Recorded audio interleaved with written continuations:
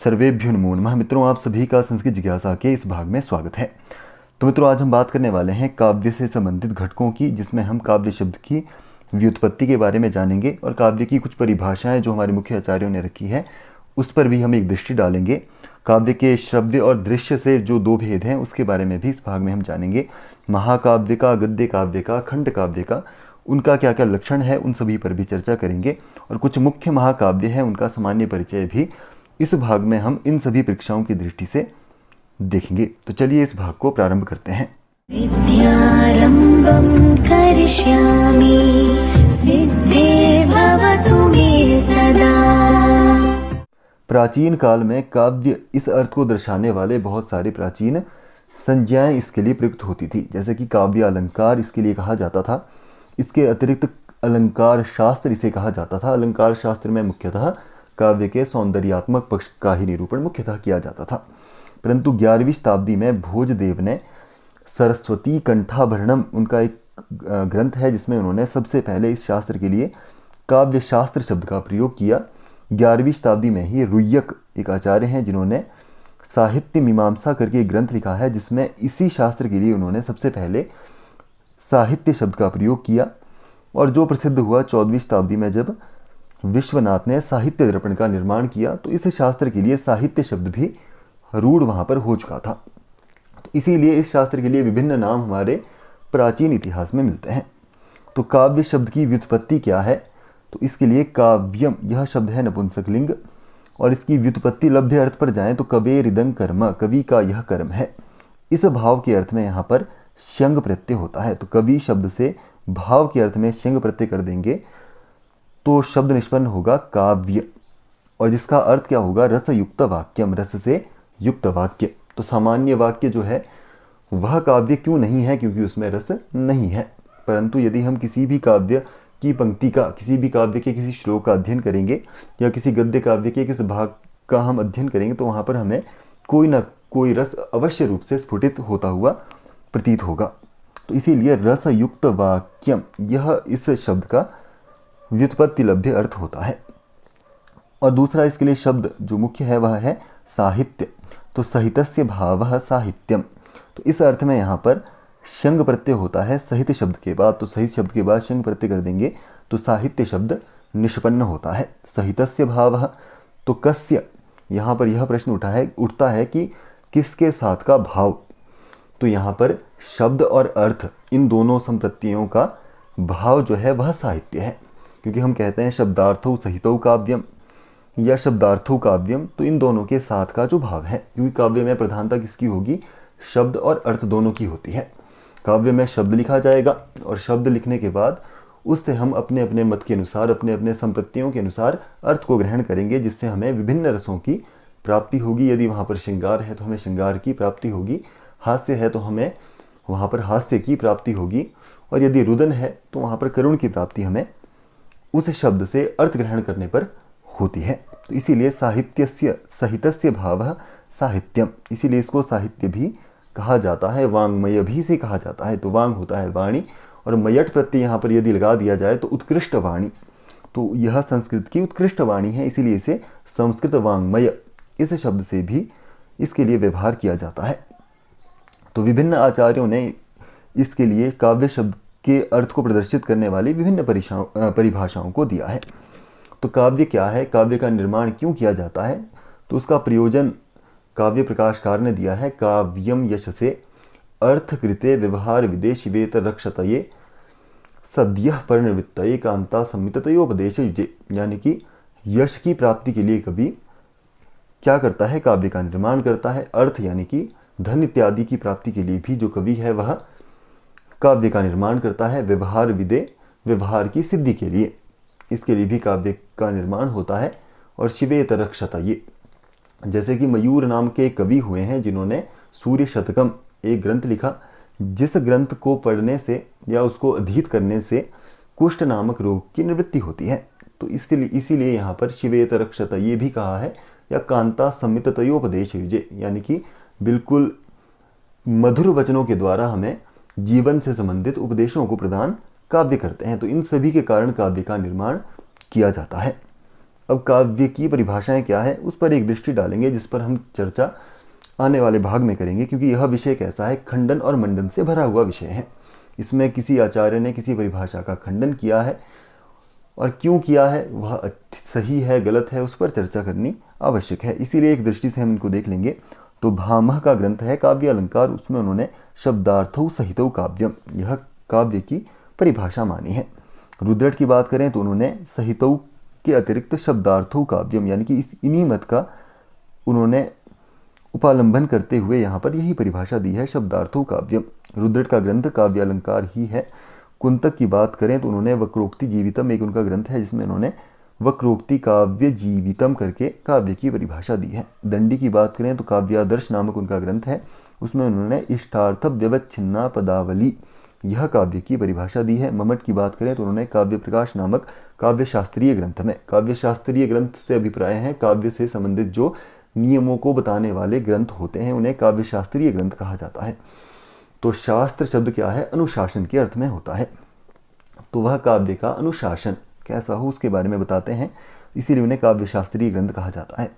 तो तद दोषौ शब्दार्थौ सगुणौ अनलंकृति पुनः क्वापि, यह मम्मट ने काव्य की परिभाषा मानी है। विश्वनाथ की बात करें तो उन्होंने साहित्य दर्पण नामक काव्य शास्त्रीय ग्रंथ में काव्य की परिभाषा दी है, वाक्यम रसात्मकम काव्यम। और आनंदवर्धन जो ध्वनि संप्रदाय के प्रवर्तक आचार्य हैं, उन्होंने काव्यस्यात्मा ध्वनि, यह परिभाषा काव्य की दी है। पंडित राज जगन्नाथ ने रसगंगाधर नामक काव्य शास्त्रीय ग्रंथ में काव्य की परिभाषा दी है, रमणीयार्थ प्रतिपादकः शब्दः काव्यम। तो उन्होंने शब्दार्थौ ऐसा वचन नहीं दिया है, उन्होंने केवल और केवल शब्द का ही यहाँ पर उद्घोष किया है। तो यह एक बहुत ही मुख्य मत है, जिसको समझने के लिए हमें एक और भाग में इसको जानना होगा। तो इसको हम अन्य भाग में जानेंगे। आगे देखते हैं तो काव्य के भेद कौन कौन से हैं। तो यहाँ पर दृश्य श्रव्यत्व भेदेन पुनः काव्यम द्विधामतम, तो दृश्य और श्रव्य भेद से फिर से काव्य दो प्रकार का होता है। तो यहाँ पर फिर से कहने का क्या अभिप्राय है, तो सामान्यतः काव्य तीन प्रकार का पहले आचार्यों ने बताया है। जैसे कि सबसे पहला आता है उत्तम काव्य, दूसरा आता है मध्यम काव्य और तीसरा आता है अधम काव्य। अधम काव्य को ही जो काव्य प्रकाशकार है उन्होंने अवर काव्य करके भी उन्हें संबोधित किया है। उत्तम काव्य को ही ध्वनि काव्य कहा जाता है, अलंकार आदि विभिन्न ध्वनियाँ होती है, वह उत्तम काव्य है। मध्यम काव्य को गुणीभूत व्यंग्य काव्य कहा जाता है।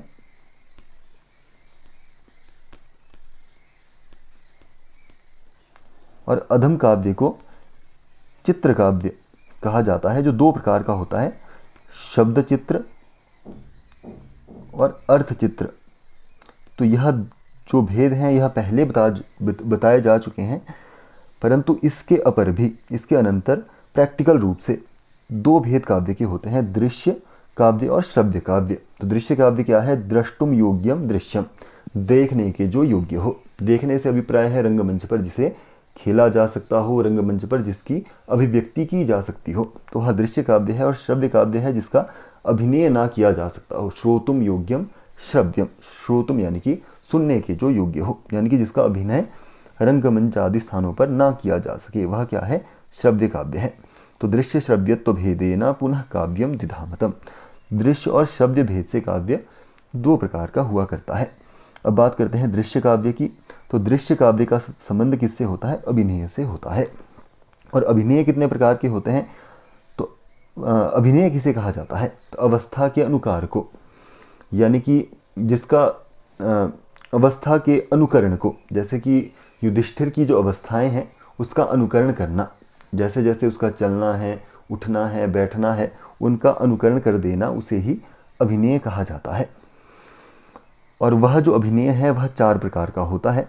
कौन कौन से, आंगिक, वाचिक, आहार्य और सात्विक। इन भेद से अभिनय कितने प्रकार का होगा, चार प्रकार का होगा। तो दृश्य काव्य का संबंध किससे है, अभिनय से है। अभिनय किसे कहा जाता है, अवस्था के अनुकरण को अभिनय कहा जाता है।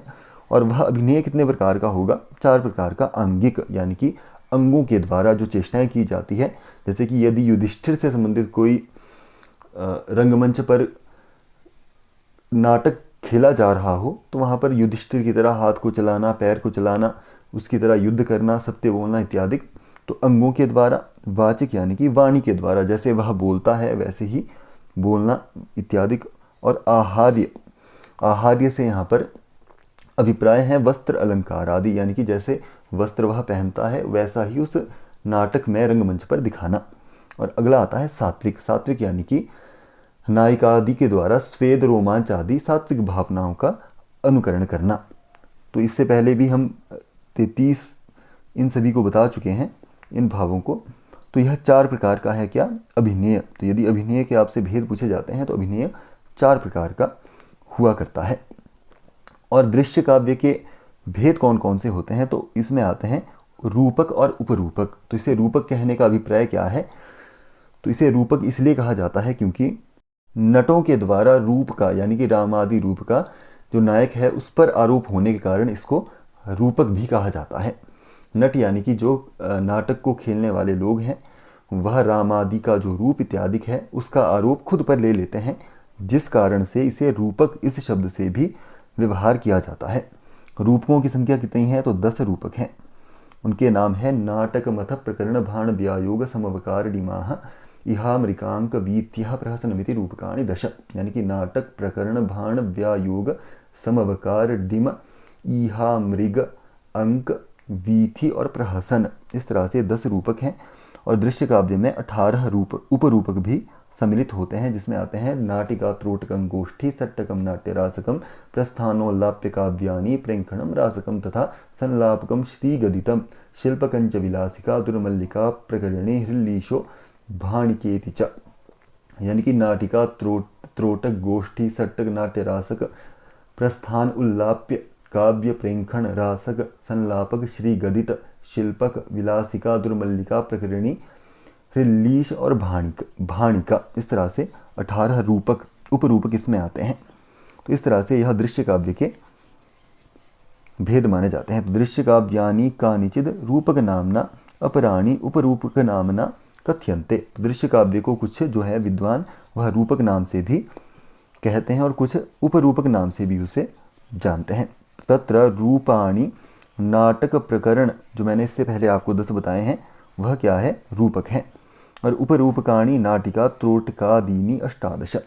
तो यह इसके 28 भेद मैंने आपके सामने दृश्य काव्य के रखे हैं। अब बात करते हैं श्रव्य काव्य की। काव्य का दूसरा भेद है श्रव्य काव्य। तो श्रव्यम श्रोतव्य मात्रं तत् त्रिविधम परिकीर्तितम। श्रव्यम श्रोतव्य मात्रम तत्, यानी कि जिसको सुना जा सके, यानी कि जिसका रंगमंच पर अभिनय ना किया जा सके, उसे हम श्रव्य काव्य की श्रेणी में रखते हैं। श्रव्य से अर्थ है श्रोतुम योग्यमिति श्रव्यम, सुनकर जिसे आस्वादन या आह्लादन प्राप्त किया जा सके, ऐसा काव्य क्या है? श्रव्य काव्य है, यानी कि जिसका रंगमंच पर अभिनय ना किया जा सके। वह श्रव्य काव्य 3 प्रकार का होता है, पद्य, गद्य और मिश्र भेद से। पद्यं, गद्यं च मिश्रं च। इस प्रकार से जो श्रव्य काव्य है उसके भेद कितने हैं? 3। किस भेद से? पद्य, गद्य और मिश्र। अब पद्य की बात करें, पहला भेद है पद्य काव्य।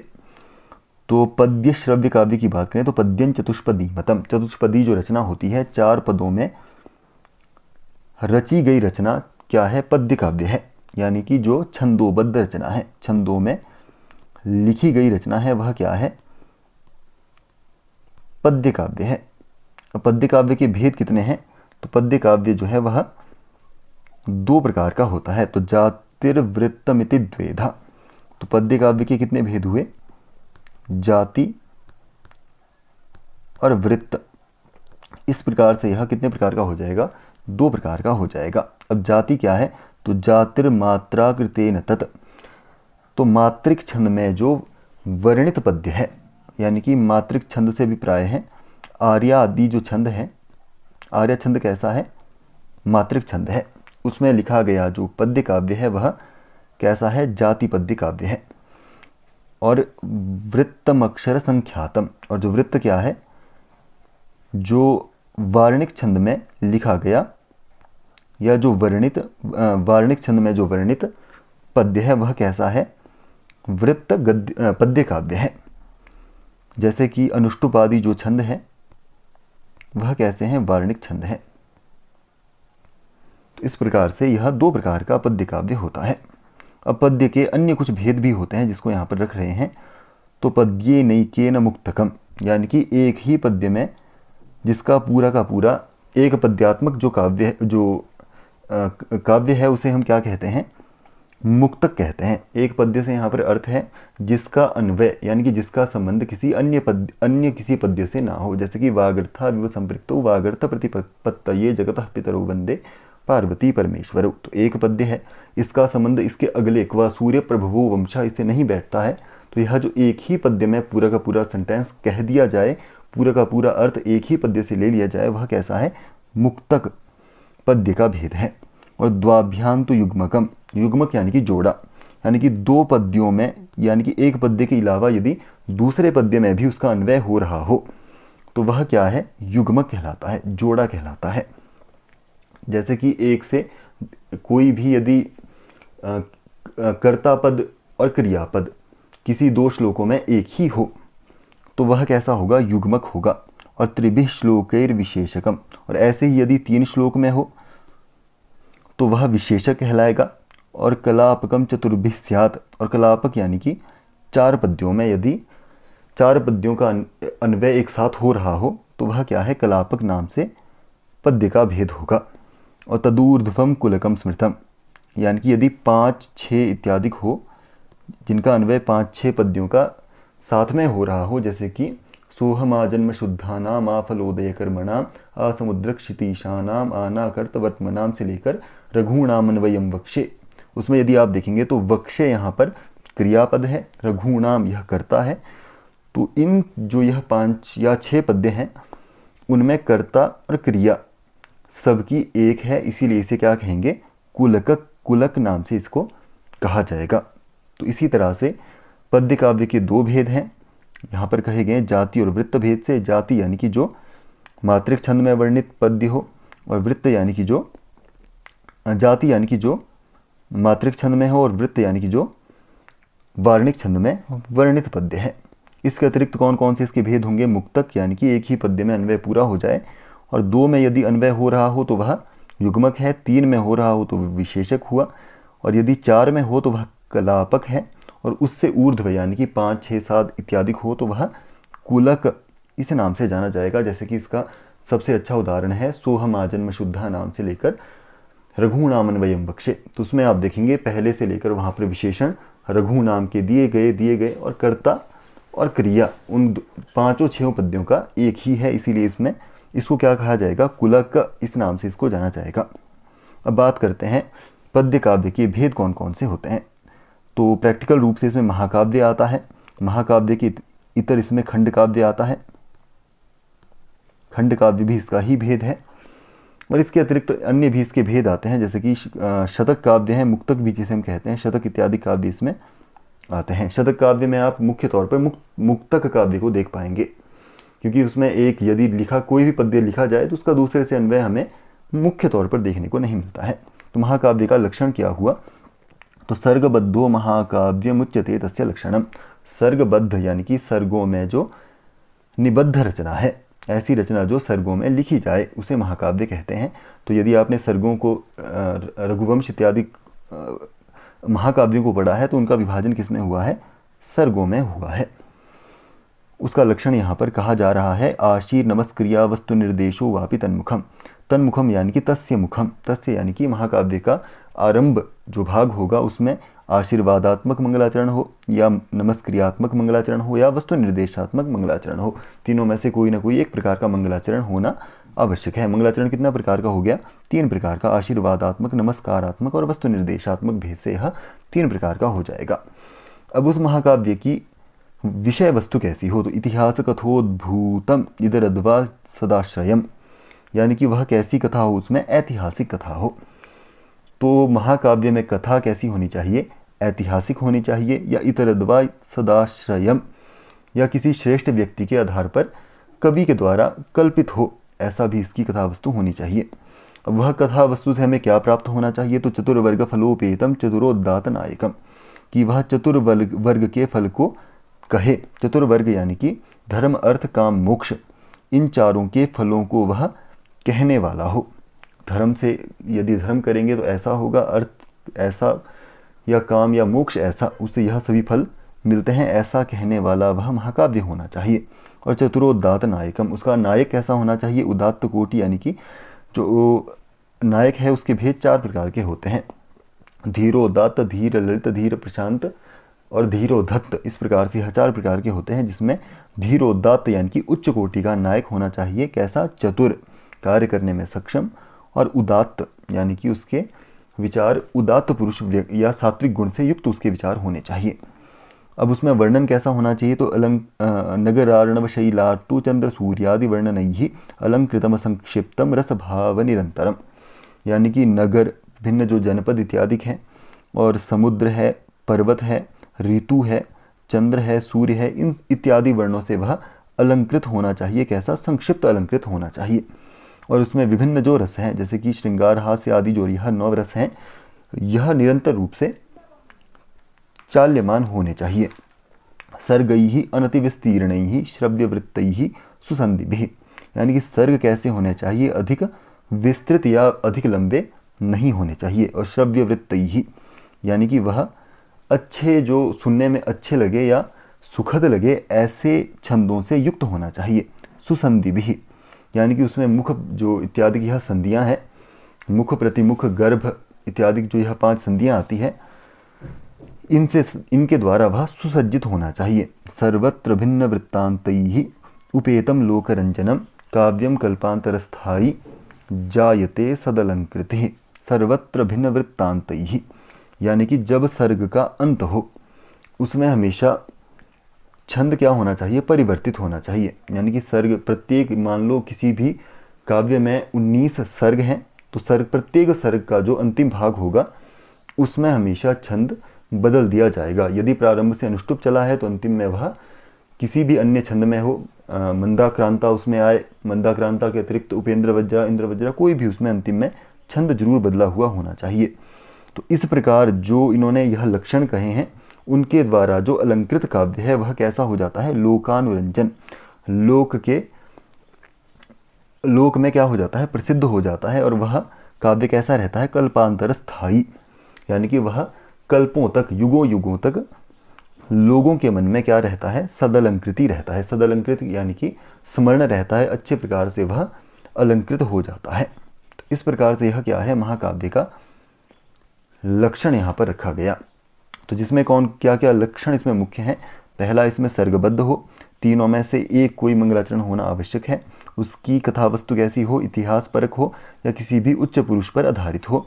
उसका फल कैसा होना चाहिए? चतुर्वर्ग को बताने वाला होना चाहिए। और जो उसमें नायक है वह उदात्त कोटि और चतुर होना चाहिए।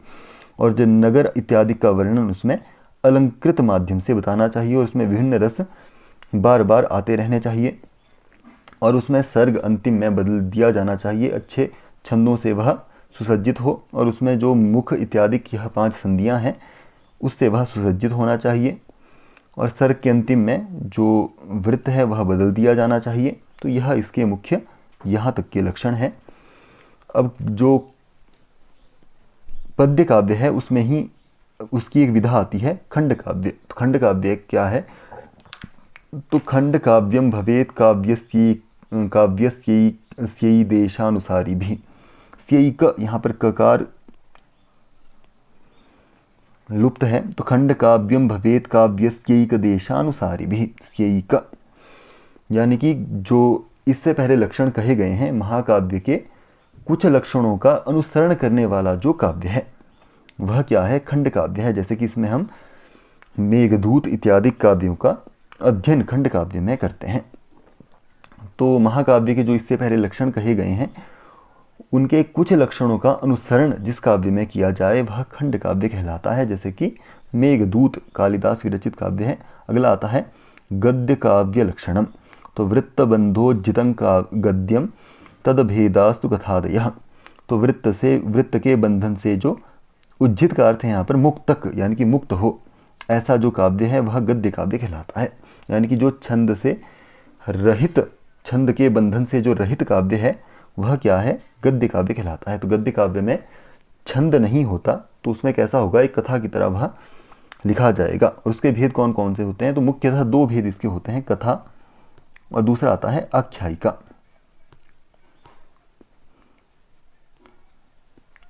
कथा यानी कि जैसे कि कादंबरी कथा है बाणभट्ट की, आख्यायिका जैसे कि हर्षचरितम है। तो जो ऐतिहासिक या इतिहास परक हो उसे कथा गद्य काव्य कहते हैं, और किसी की बायोग्राफी या किसी का जीवन चरित्र जिसमें दर्शाया जाए उसे हम आख्यायिका कहते हैं, जैसे कि हर्षचरितम। तो यह इसके दो मुख्य भेद हैं। इसके अतिरिक्त इसमें आख्यान, मुक्तक इत्यादि बहुत इसके भेद हैं, परंतु मुख्य दो ही हैं, कथा और आख्यायिका। अब आता है चंपू काव्य। तो गद्य पद्यमयम मिश्रम चंपुरीत्यभिधीयते, यानी कि गद्य और पद्य इन दोनों के मिश्रण जिसमें दिखाई दिया जाए, गद्य भी आए और पद्य भी आए, चतुष्पदी रचना भी आए और चतुष्पदी रचना से भिन्न रचना भी जिसमें हो, तो वह क्या कहलाता है? चंपू काव्य कहलाता है। जैसे कि त्रिविक्रम भट्ट का नल चंपू इत्यादि ग्रंथ हैं, तो इस प्रकार के ग्रंथ क्या कहलाते हैं? चंपू काव्य कहलाते हैं। इस प्रकार हमने दृश्य और श्रव्य काव्य के भेदों को पढ़ा। दृश्य काव्य में हमने कितने भेद पढ़े? 28 भेद पढ़े, और श्रव्य काव्य में हमने 3 भेद पढ़े, गद्य पद्य और मिश्र। तो गद्य काव्य में हमने कथा और आख्यायिका, यह 2 भेद इनको जाना, और पद्य काव्य में हमने वृत्त और दूसरा जाति और मात्रा, इन 2 भेदों को हमने पद्य काव्य के जाने। इसके अतिरिक्त जो मुक्तक इत्यादि भेद थे वह भी हमने जाने, और उसके बाद खंड काव्य और गद्य काव्य और चंपू काव्य, इनके हमने भेदों को जाना है। अब हम कुछ मुख्य महाकाव्यों के बारे में सामान्य अध्ययन करेंगे। तो इसमें सबसे पहले आता है आदि काव्य। कौन सा है? रामायण, जिसको लिखा है आदि कवि वाल्मीकि द्वारा, जिसमें 7 कांड हैं और 645 इसमें सर्गों की संख्या है, और पद्यों की संख्या इसमें लगभग 24,000 मानी जाती है। तो इसमें 645 सर्ग कैसे हुए? तो पहला कांड है बालकांड जिसमें 77, और अरण्य कांड दूसरा है जिसमें 119, और अयोध्या कांड तीसरा है जिसमें 75, किष्किंधा कांड अगला है जिसमें 67, सुंदरकांड अगला है जिसमें 68, और युद्ध कांड अगला है जिसमें 128, और उत्तरकांड उसमें 111 सर्ग हैं। इन सभी को यदि मिला दिया जाए तो इसमें 645 सर्गों की संख्या निकल आएगी। तो इस प्रकार 7 कांड, 645 सर्ग और 24,000 श्लोक हैं। इसके अतिरिक्त वेदव्यास द्वारा लिखा गया महाभारत जो ऐतिहासिक महाकाव्य है, इतिहास से संबंधित महाकाव्य है,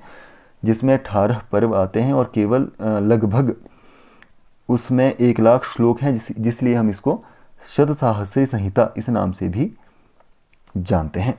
इसके अतिरिक्त आता है कालिदास द्वारा विरचित रघुवंश, जिसमें 19 सर्ग हैं, जिसके नायक कौन है? रघु के 31 राजाओं का इसमें मुख्यतः वर्णन किया गया है। मुख्यतः 29 हैं, परंतु 31 टोटल इसमें राजाओं की संख्या है। तो इस प्रकार कालिदास द्वारा विरचित रघुवंश, जिसमें सर्गों की संख्या है 19, रामायण इसका उपजीव्य ग्रंथ है। और इसके अतिरिक्त कालिदास विरचित कुमार संभवम यह है, जिसमें 17 सर्गों की संख्या है। मुख्यतः 14 ही हैं, परंतु संपूर्ण रूप से इसमें 17 सर्ग हैं। और उसका उपजीव्य ग्रंथ कौन सा है? भागवत पुराण इसका उपजीव्य ग्रंथ है। अगला है भारवी विरचित किरातार्जुनीय ग्रंथ, जिसके नायक कौन है? अर्जुन। प्रतिनायक के रूप में इसमें किरात वेशधारी शिव को रखा गया है। सर्गों की संख्या है 18, और इसका उपजीव्य ग्रंथ कौन है? महाभारत का तीसरा पर्व है वन पर्व, वह इसका उपजीव्य ग्रंथ है। अगला है माघ विरचित शिशुपाल वधम, जिसमें शिशुपाल इसमें क्या है? प्रतिनायक है, खलनायक है, और इसमें नायक कौन है? श्री कृष्ण। सर्गों की संख्या है 20। महाभारत का सभा पर्व यानी कि दूसरा जो पर्व है वह इसमें उपजीव्य ग्रंथ है। श्रीहर्ष के द्वारा लिखा गया नैषधीय चरितम, जिसमें नल दमयंती की कथा वर्णित है। 22 सर्ग इसमें मिलते हैं, और महाभारत का वन पर्व इसका उपजीव्य ग्रंथ है। अगला आता है अश्वघोष द्वारा विरचित बुद्ध चरित, जिसमें टोटल सर्गों की संख्या 28 है, जो कि हमें चिन्नी तिब्बती अनुवाद में दिखते हैं, परंतु संस्कृत में 14 ही मुख्य सर्ग हमें प्राप्त होते हैं।